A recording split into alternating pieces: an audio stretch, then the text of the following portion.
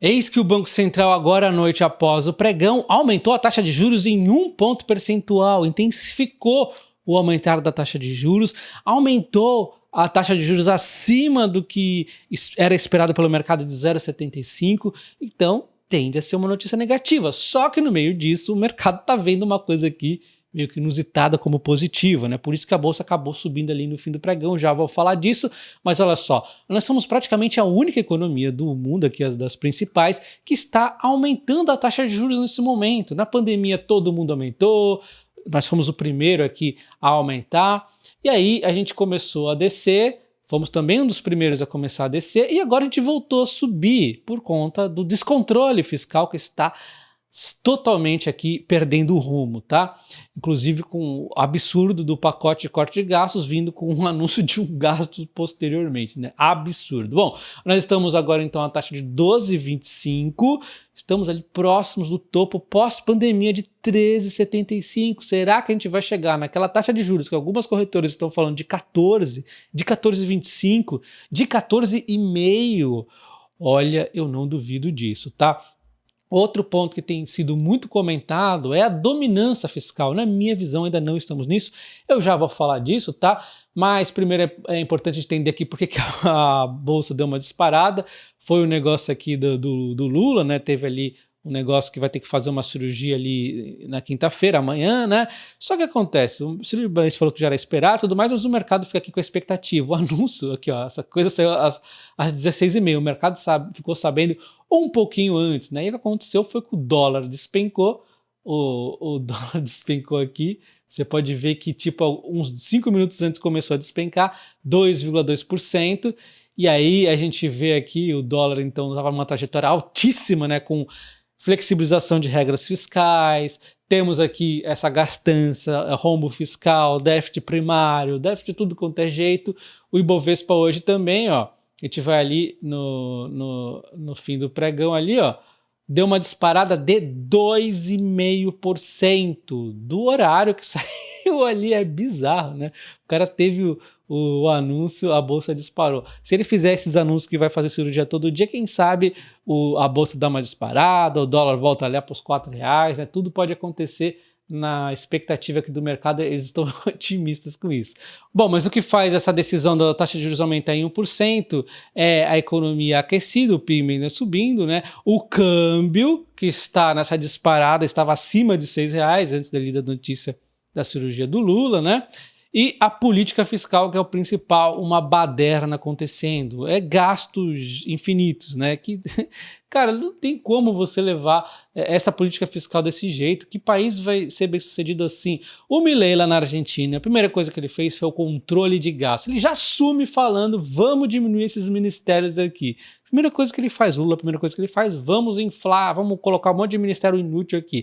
Então, isso já mostra como seria o comportamento dos dois governos. O Milei continuou diminuindo ali os gastos públicos. Quando você diminui os gastos públicos, os gastos do governo de modo geral, né, você consegue ter uma situação fiscal mais favorável, e aí você diminui a inflação, aí você diminui a taxa de juros, e aí tudo melhora. Tudo começa com enxugar a máquina pública. E agora ele vem e faz a coisa mais maravilhosa que eu queria tanto ouvir, que é tudo ao contrário do que está acontecendo aqui no Brasil. Ele promete reduzir 90% dos impostos nacionais em 2025, ou seja, vai acelerar as reformas também, mas ele falou que vai diminuir 90% dos impostos, vão passar por algum tipo de redução de imposto. Ele não está falando que vai reduzir 90%, tá? Mas sim que 90% dos impostos vão ter alguma redução ali. E isso é maravilhoso. Por quê? Porque está tirando uma situação fiscal mais favorável. O que acontece no Brasil é o contrário, é gastança desenfreada, que primeiro tem um aumento dos impostos, que vem acontecendo de monte, os impostos não são suficientes, começa a aparecer inflação, a inflação incomoda ali, aumenta a taxa de juros, o déficit fiscal vai cada vez ficando pior, olha só o nível, que todos os déficits que a gente for ver vai estar horrível, o déficit fiscal gigantesco, e vai chegar um momento em que esse déficit fiscal pode nos levar à dominância fiscal. Aí lascou, meu amigo, mas ainda nós não estamos nesse momento, mas isso pode acontecer. E olha só o grande problema, a situação está tão séria que agora existe a expectativa de aumentar a taxa de juros nas próximas reuniões em 1 ponto percentual. E aí a gente chega nesse ponto que quando eu comecei a gravar esse vídeo não tinha ainda visto a declaração do Banco Central que eles falaram depois ali, né, que o juro deve subir mais 1 ponto percentual mais 2 vezes. Isso é lastimável, a gente vai chegar a 14,25 em março de 2025.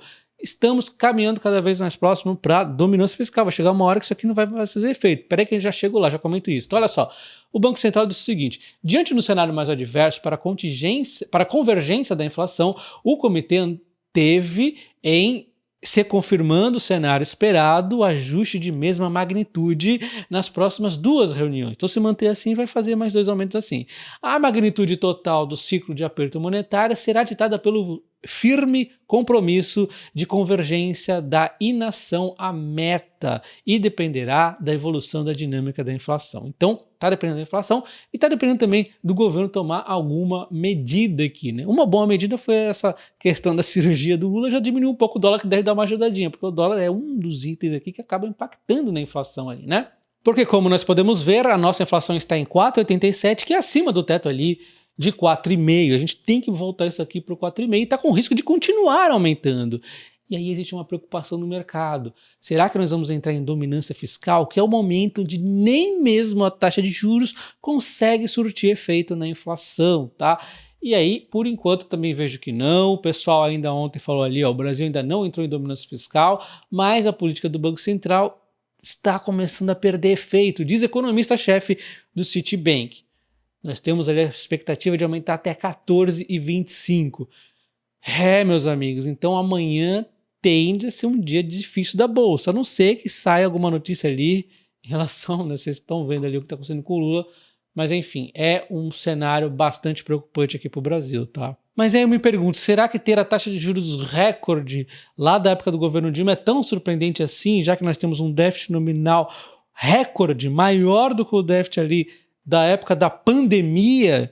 Inclusive nós acabamos de ver ali o déficit fiscal também está quase no nível da pandemia, sem ter pandemia. Vamos lembrar isso, que nós não temos pandemia. Será que não é meio que normal ter uma taxa de juros aumentando tanto? A grande desculpa sempre foi o Campos Neto. O fato é que agora o Campos Neto está indo embora, né? E a gestão do Campos Neto tem um ponto muito bacana, que foi a primeira gestão, né, no Brasil aqui, graças ao Temer, obrigado Temer, que o Banco Central é independente. Então, ele foi ali o primeiro de muitos que vai continuar acontecendo isso, espero, né, que ninguém tire isso.